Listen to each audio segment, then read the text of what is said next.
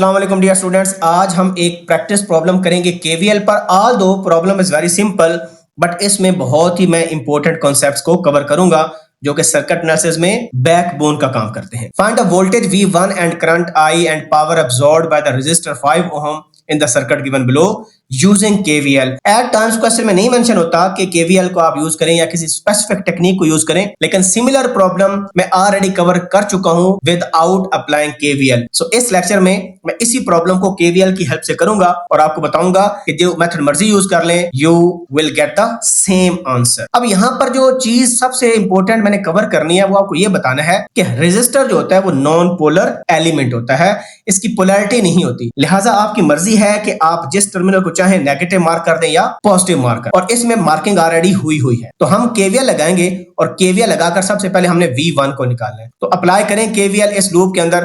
तो ये देखें करंट कौन से टर्मिनल से इंटर हो रहा है, नेगेटिव टर्मिनल से इंटर हो रहा है। तो हमें पैसिव साइन कन्वेंशन क्या कहते हैं, आप माइनस का साइन लगाओगे, वोल्टेज की वैल्यू लिखोगे वो 5 वोल्ट है, और उसके बाद यहां पर करंट किस टर्मिनल से इंटर हो रहा है, रेजिस्टर के नेगेटिव टर्मिनल से इंटर हो रहा है। तो हम माइनस लिखेंगे और voltage drop across this resistor कितनी है, V1 है।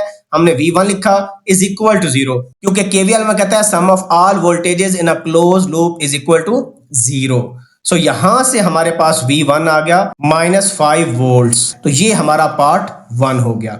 अब लास्ट लेक्चर अगर आपको याद हो जो कि मैंने यही प्रॉब्लम किया था विदाउट केवीएल, तो उसमें भी V1 की वैल्यू हमने -5 निकाली थी, लेकिन उसमें मैंने जो प्रिंसिपल यूज किया था वो ये किया था, ये प्लस है ये माइनस, और इस रेजिस्टर को मैंने यहां पर बनाया था अलग करके। और ये देखें अब इसकी पोलैरिटी माइनस है, इसकी प्लस है। यहां पर अगर 5 वोल्ट है और ये दोनों आपस में पैरेलल में, क्योंकि ये सेम नोड है, यहां पर मैंने पोलैरिटी अगर चेंज कर ली, ये प्लस टर्मिनल को मैंने माइनस से डिनोट कर दिया, माइनस वाले को प्लस से डिनोट कर दिया, तो यहां पर अगर 5 वोल्ट है तो यहां पर -5 वोल्ट अपीयर होगा, क्योंकि अब मैंने रेजिस्टर की पोलैरिटी क्या कर दी है, चेंज कर दी है। तो वहां पर ऐसे मैंने V1 आपको चेक कराया था, लेकिन यहां पर केवीएल को अप्लाई करके मैं V1 कंप्यूट कर रहा हूं जो कि -5 वोल्ट आ रहा है। अब इंपॉर्टेंट थिंग, हमने करंट डिटरमिन करना है। अब करंट के लिए हम क्या करेंगे, ओहम्स लॉ को यूज करेंगे, because V is equal to IR होता है। लेकिन यहां पर जो ओहम्स लॉ लगाएंगे, क्योंकि करंट नेगेटिव टर्मिनल से इंटर हो रहा है, हम V is equal to -IR use करेंगे। तो ये जो V1 लिखा हुआ है यहां पर लिखेंगे -IR1 is equal to -5 volt.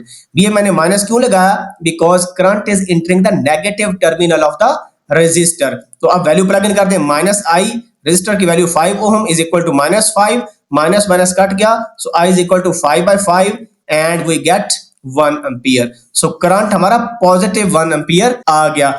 इस प्रॉब्लम के अंदर भी जब मैंने ऐसे कवर किया था तो इसमें भी मैंने एग्जैक्टली सेम प्रिंसिपल अप्लाई किया था कि I is equal to -V/R use करेंगे, और V की वैल्यू भी नेगेटिव थी, और पैसिव साइन कन्वेंशन की वजह से भी हम माइनस यूज कर रहे हैं, I is equal to -V/R। So इस वजह से हमारा पॉजिटिव आंसर आ रहा था 1 एम्प्स। तो ये दो पार्ट हमने कर लिए, और लास्ट पार्ट क्या है, power absorbed by the resistor. अब पावर एब्सॉर्ब्ड में भी हमने पैसिव साइन कन्वेंशन यूज करना है, सो हम यूज करेंगे P is equal to -VI। ये माइनस क्यों लगाया, because current is entering the negative terminal of the resistor. So ये माइनस इधर आ गया। जो V1 की वैल्यू है वो V1 आपके पास है, हमने -5 लिखेंगे, और करंट की वैल्यू हमने पॉजिटिव निकाली 1 एम्पियर। सो हमारे पास कितना आ गया, 5 वाट्स पावर आ गई, जो कि ये रेजिस्टर क्या कर रहा है, एब्सॉर्ब कर रहा है। अब सिमिलर प्रॉब्लम को अगर आप ऐसे भी कर लें तो आपका सेम आंसर आएगा। फॉर एग्जांपल अगर आपको ऐसे प्रॉब्लम गिवन हो, प्लस माइनस और रेजिस्टर में ये टर्मिनल पॉजिटिव मार्क्ड हो, यानी ऐसे करके पॉजिटिव मार्क्ड हो, ये पॉजिटिव टर्मिनल है, ये नेगेटिव है, 5 ओम है, V1 है, और ये 5 वोल्ट है, and current is flowing in the clockwise direction. तो यहां पर जब हम केवीएल लगाएंगे तो करंट किस टर्मिनल में इंटर हो रहा है, नेगेटिव में, हम लिखेंगे -5। अब देखें ये करंट पॉजिटिव टर्मिनल में इंटर हो रहा है, प्लस में, तो हम लिखेंगे +V1 is equal to 0। So V1 की वैल्यू कितनी आ जाएगी, 5 वोल्ट्स आ जाएगी, क्योंकि अब ये टर्मिनल भी पॉजिटिव है, ये टर्मिनल भी पॉजिटिव है, पोलैरिटी सेम है, लिहाजा जितना सोर्स की वोल्टेज थी उतनी ड्रॉप हुई अक्रॉस रेजिस्टर। लेकिन यहां पर क्या था, यहां पर देखें ये टर्मिनल पॉजिटिव है वोल्टेज सोर्स का, लेकिन इसी टर्मिनल को रेजिस्टर के लिए मैं नेगेटिव मार्क कर रहा हूं, मैं पोलैरिटी को चेंज कर रहा हूं। अपोजिट कर रहा हूं, इसी वजह से जो V1 हमारा आया था वो नेगेटिव आया था। एक कॉमन सेंस और इंट्यूटिव आंसर इसका ये है। तो जब हमने पॉजिटिव मार्क किया इस टर्मिनल को तो हमारा आंसर V1 का पॉजिटिव आया।